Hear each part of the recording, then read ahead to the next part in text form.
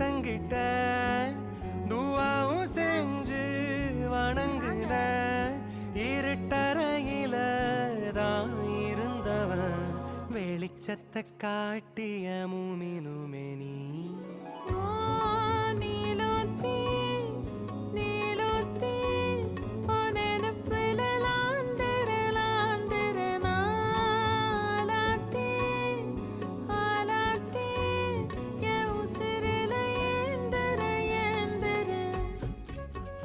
காசு கடிச்சு போட்டோன்னா என்ன வேண்டிக்கிறோமோ நடக்கும் சார்.